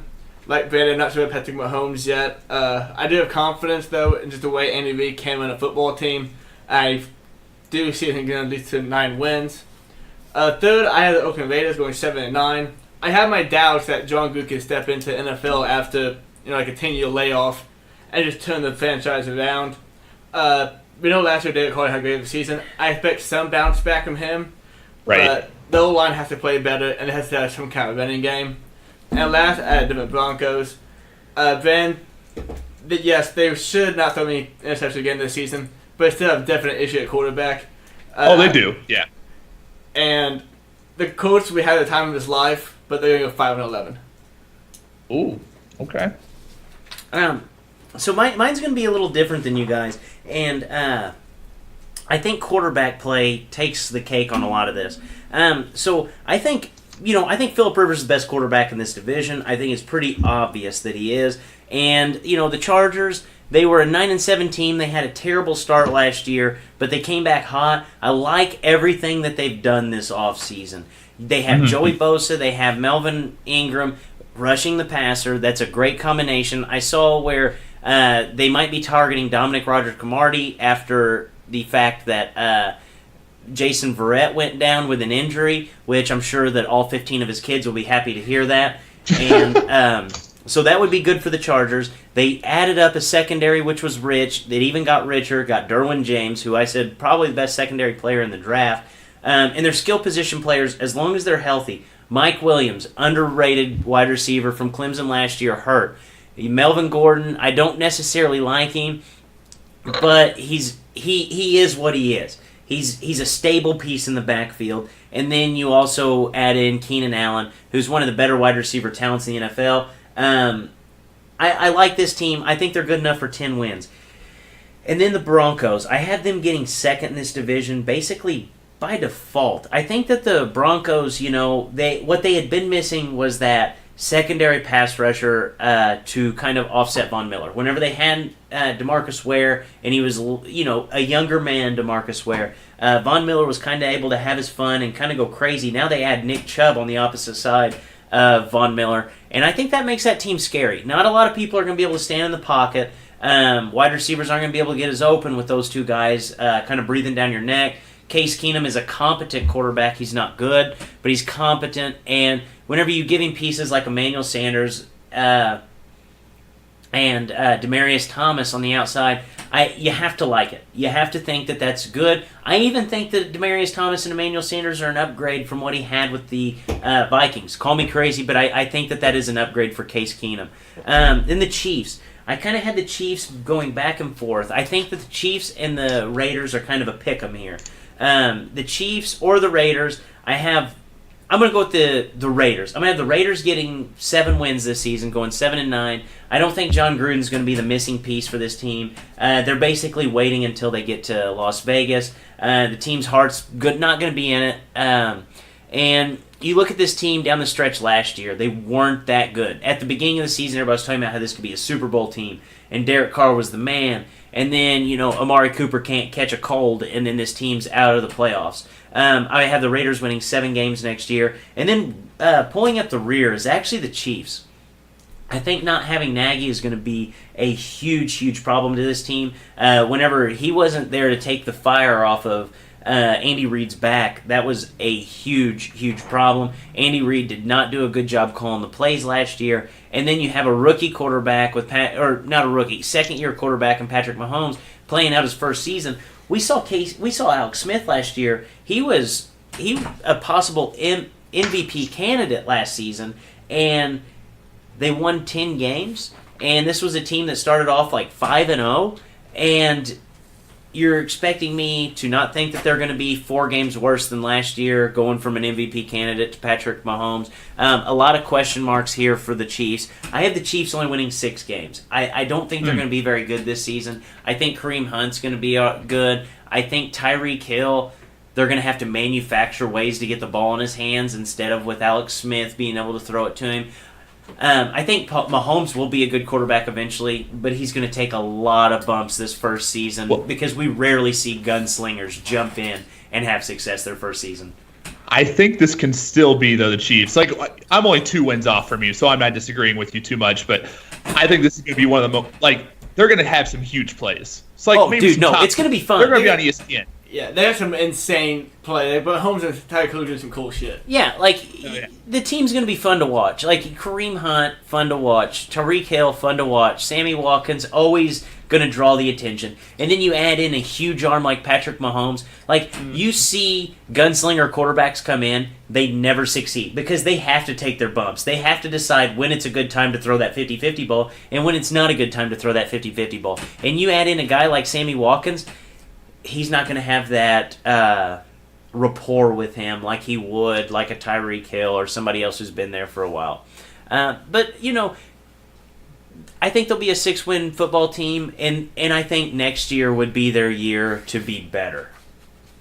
Yeah. I had a lot of trouble picking that.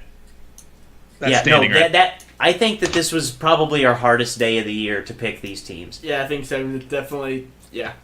Outside the Rams and the NFC West, yeah, definitely. Yeah, outside of the Rams and the Chargers. I think the Rams and the Chargers are the overwhelming favorite, but other than that, basically take your pick. It must all show through the pile of shit and the pile of gold.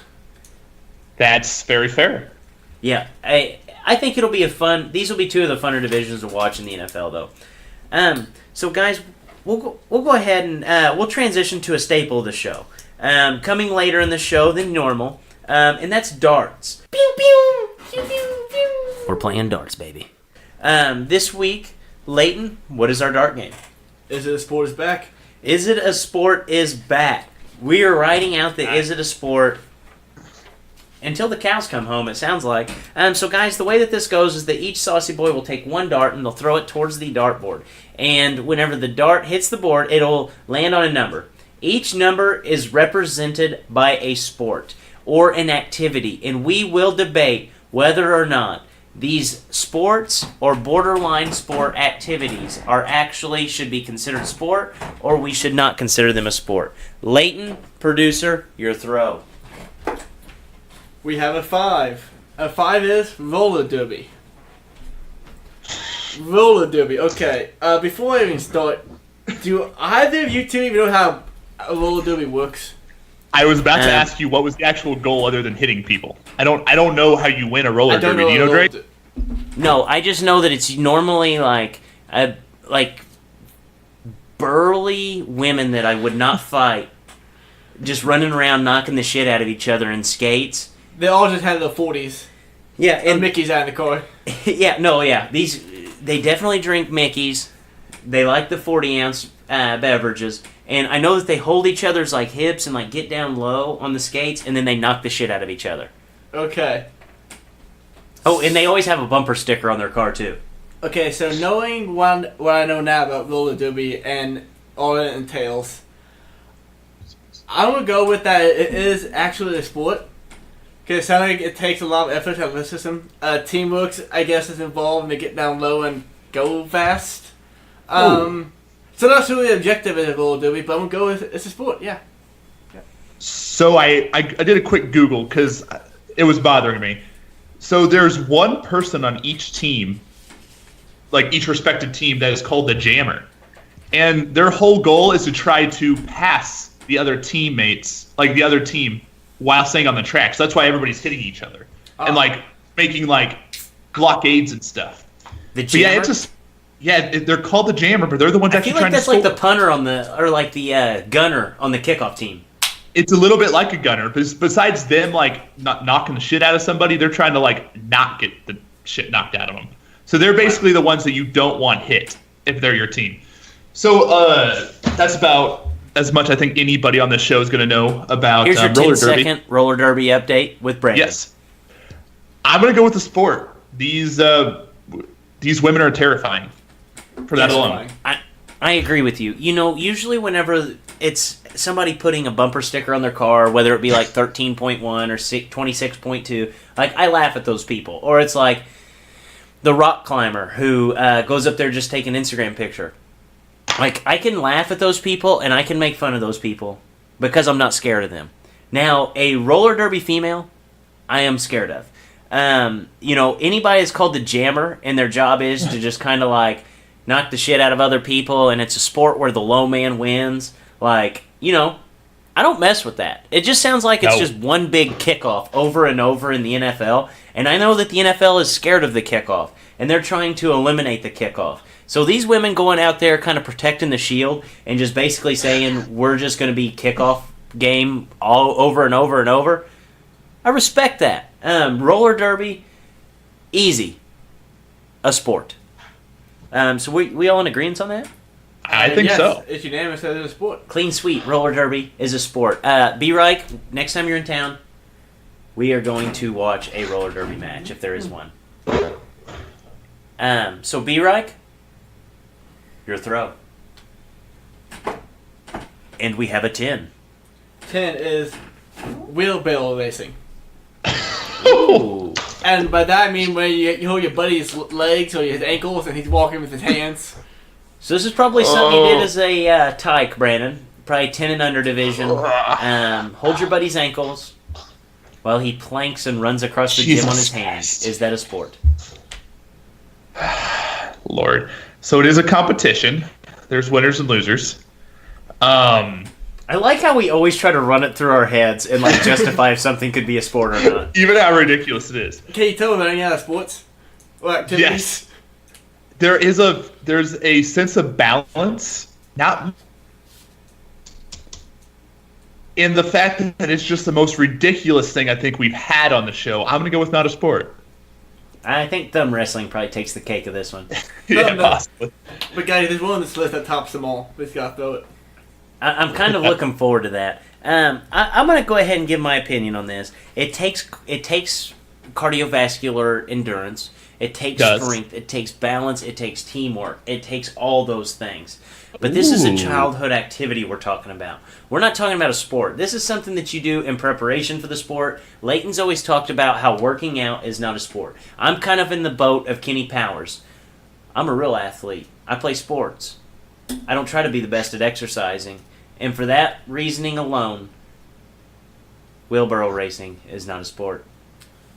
Okay, so I'm thinking back to our whole roller derby conversation we had about how they would squat down real low and grab the hips and try to get the person in front. It's kind of like wheelbarrow racing, just on steroids. On extreme steroids. On extreme steroids. On Mark McGuire, Barry Bonds, 71 homers in a season steroids. But the premise is still the same, so I'm going to go that it's a sport. You're going to go, well, and you know what? That's funny that you say that because once Drake was talking through it even more, teamwork, cardiovascular, balance, there's winners and losers. Are you flopping your pick? I almost want to, but I just can't do it. I cannot let wheelbarrow racing win on this. I can't do that. It is a childhood activity. You know what we should probably do is go through and find the most sportiest sport of all time. Take all the sports that we've ever considered a sport and make them and see what the ultimate sport is. Okay, now my throw. And we have a 3. A 3. Synchronized swimming. Ooh. We're dancing in pools. We are. Now, typically, I normally say that, dancing or, like, cheerleading, those kind of activities are not a sport. But you look at synchronized swimming, and you actually have to take... Oh, Lord. You have to use cardiovascular endurance, obviously. You have to swim. Swimming, I have been on this stage and said, is not a sport because it is a race. But this time, you implement dancing as well. And, synchronized swimming is something that I can respect. It's a lot of teamwork. You have to be on timing. But I can't say that it's a sport. It's just, it's goofy. Anytime that you have a bunch of people out there with swim caps on, in a pool, like dancing around, they look silly. They're not sporting. They're not athletes. They just look goofy. So for that, not a sport. Absolutely not a sport. Probably the least most about a sport of anything we've had on this show. I thought you were going to go with that turned around on me real quick. That was the most misleading intro to saying it is the farthest thing from a sport possible. Me and Lane both thought you were saying sport right there. I did, yeah, but no. For all the reasons Jake said, it's not a sport. I don't know. This guys, haven't over yet. Do you want to get some beers and make a really cool swimming dance though? That sounds not too bad of a time. Make a swimming dance? Yeah. I feel like we'd be good at synchronized swimming. We'd probably excel at it, like anything else we do. We would be the most Put excited. this on the list for future events. Put chicken down. Yes. Chicken, okay. I'll add to it's already been done. B-Reich, is synchronized swimming a sport? Oh, simply not. It's an art form. And art forms are musicals. Are musicals sports? No, they're not. They're an art form. It's all the same thing. Oh, dude, I don't care if love you're in that. the Olympics. It's in the Olympics, right? Brandon, that was beautiful. Probably. Hell, it's Olympic. They have fucking equestrian. They have people riding horses around. Yeah, you're right. So, if anybody tries to come at me saying it's in the Olympics, you're a fool. Because baseball isn't in the Olympics, football isn't in the Olympics, but synchronized swimming and riding horses are. So for that, sure fact, it is not a sport. Next time I get into an argument on whether or not dancing is a sport, I'll say, okay, then you guys lose your ability to be an art. I like that. One or the other. Yep. I'm going to steal your take on that, Brandon. I'm sorry, but I will do it. So, Leighton, just recap. What is a sport and what is not a sport? We have a roller derby, unanimous as a sport. A wheelbarrow racing, a.k.a. roller derby on steroids, not a sport. Synchronized swimming, unanimous, not a sport. Okay, so there you have it. We have officially voted, and those are your sports. All right, guys, that concludes darts.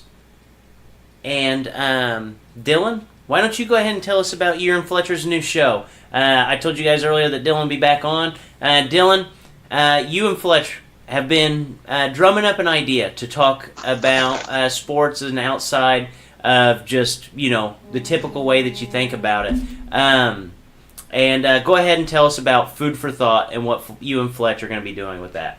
This segment, me and Fletcher are going to bring to you guys is kind of our bullshit opinions on things that happen outside of what the news brings to you. So, just for example, our first episode we're shooting that for, if we get to all of it, but the first episode's looking like it's going to be kind of how we would build our football team, what steps we would take, where we would build around, what positions, what kind of player we'd want, and if we get to it and we don't spend too much time on that, we're gonna get to kind of the Greg Popovich, Brad Stevens, Bill Belichick effect on how their systems that they run, the systems that they use, overshadow the star players in that system, like Kyrie Irving right now, Poppin, Kawhi Leonard, and Tom Brady with Belichick, and some other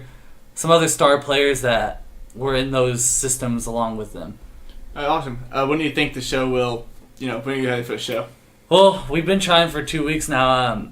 It's hopefully we're going to be posting on Saturdays. I think it's going to be called Food for Thought. Post this Saturday is what it's looking like, and hopefully every Saturday we'll bring this to you guys.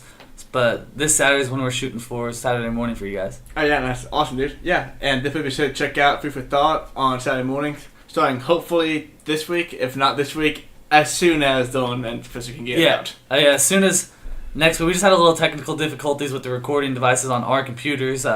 Running 2 different systems. I don't know what's going on. Fletcher can't pick me up on his recording devices. I'm looking to get some actual equipment to record, so it's kind of a work in progress, but we are definitely going to be bringing this to you guys within this week or next week. It's coming at some point, so definitely stay tuned for that. Yeah, thank you guys. All right, Dylan, we appreciate you coming on. We appreciate you giving us your fantasy insight and also sharing with us what exactly you and Fletcher will be doing for Sauce on the Side in the upcoming weeks. And we definitely look forward to it. So, Leighton, this is your time. This is your time in the spotlight. This is your time to give us a review on your hard work. Every week, Leighton goes out and he watches a film for us. And he gives us a review. So, guys, hope you enjoy it. 1 2 1 2 Pip's Entertainment Review. Sit on down for a movie to view. This week, I really grinded for the squad. I watched the entire 3rd season of Last Chance U. It's new on Netflix. You watched that whole entire season since last week? Yes, I watched the entire 8 episode. Dude. 8 or 9 episode season. I couldn't get past like episode 2 of the new season. Yeah, they were flawed. They were playing really poorly at first. In Independence. Yes, dude, Brandon, are you fucking nuts? That's one of the most entertaining stuff I've ever watched. Then try to say that they are the best thing since sliced bread and lose like 60-12. Okay, so if you're not familiar with what Last Chance U is, way back in week 3 we interviewed Marcus Wood. The show used to be at a college in Mississippi, and we interviewed the coach for that school. And I guess something happened, and Netflix decided that they're going to move the show to a school in Independence, Kansas, I'm pretty sure the school called Independence Community College. And if you watch the first 2 seasons, you'll know that the coach's name was Buddy, and that he ran, super tight ship, very well organized, won 4 national titles. All the players respected him, they knew who he was, they knew why they were there. They were there to get the fuck out. In Independence, they're there for the same reason, but no one respects the coach, he's a dickhead. Yes. And it's just way more entertaining. It's not the same as season 1 and 2 at all. I was hooked immediately. Brandon apparently was not hooked whatsoever. Brandon's just not a football guy. Yeah, Brandon, this sounds like hard. It was hard to watch. Hard to watch, man. Hard to watch. I just really entirely. I thought it was very entertaining. And I watched 2 episodes and no Nino. Ben, I watched this entire show. No Nino. No Nino in the first 2 Did you episodes. see Nino? Yeah, Nino is in the show. We see him miss some kicks. We see him rolling around a little bit, but Nino is in the show. In case you guys don't know, Nino, we actually interviewed him. Nino Alabijik, he's the kicker at Independence Community College. Yes, he's now going to Hawaii to kick. But I thought the show was really good. It has some shortcomings from the first 2 seasons. Like, it was not as organized. I did get kind of annoyed with some of the people's attitudes on the show. Throughout, I didn't like JB's coaching style with his buddies. But all that being said, it was so entertaining. It was like taking the best parts of Hard Knocks and making that into an 8-hour thing. I loved it. I like getting to know all the players. Like, I love a show like Hard Knocks. All or Nothing on Amazon. Also, they're great. I'm going to give season 3 of the show 2.7 dips. Oh, wow. If you're a football fan, if you like reality TV, anything like that, you're definitely like Last Chance U season 3. Unless you be like who apparently doesn't like anything. Well, I like some things, but I guess I'm going to have to give episode 3 through whatever the rest of them are another shot. Why did you not like season? Like, what about did you not like? Well, I don't like the coaching staff whatsoever. The whole coaching staff really throws it. The guy was more focused on getting uniforms and pizza than he was actually calling plays. Hey, that sounds like my kind of coach. I don't think he's a bad pizza coach parties all in all. and looking good, baby. Yeah, I don't think he's a bad coach all in all, and he seems like a good guy. But he was concerned a lot more. But then he was the play caller, come like the game day, and he did. I don't feel like he knew the other team or the plays, and they got smacked. Yeah, no, I will say, if you want to watch it from like a specific football standpoint, or like actually get in depth into the games, you are going to get kind of annoyed at how the games go. It is a whole bunch of the coach thinking he's a god, and his players not performing well, and arguing back and forth. So that's the best part of every show. See, Brandon. here's where I feel like you guys got into this, and why Brandon doesn't enjoy it and Leighton does enjoy it. So Leighton watched this. Here's my take. So Leighton watched this show just for a sheer entertainment value and looked at it as an entertainment and like a piece of like an actual television show. Where Brandon probably watched this like wanting this team to do well, like looking at it just from a sports standpoint, doesn't give a shit if it's entertaining or not, just like kind of watching it for almost like one of those like a Remember the Titans type thing, where you're like you watch it for the football highlights, you get into that, like that's what gets you jacked up. So I feel like you guys watched it for two separate reasons, and it was a show that was more so like filmed as a documentary and for entertainment value, and not as much for actual football. Am I right or am I wrong? I think you're right. I'm gonna give it another. I'm gonna give it another whirl for sure. Like, do you remember Malik Henry, like top recruit at Florida State? Yes. He's the quarterback on that show. Are you serious? Yeah. He's a quarterback, and they only scored like 2 touchdowns the first game, and one was a kickoff return for a touchdown. They performed better after the first game. Yeah, because then they were like top 5 or something at the end of the season. But wow. Yeah, I'm definitely gonna have to check this out. I can't believe Leighton went out there and just completely grinded through a whole season. Dude, I never for the squad. Honestly, season 1 and 2. How long are these episodes? An hour. Oh wow! I watched the whole show in like 3 days. Wow.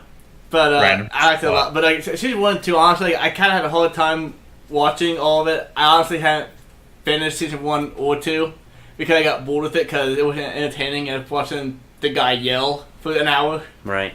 But I'm here for the yelling, man. All right. So Last Chance U, season 3, 2.7 dips. 2.7 dips.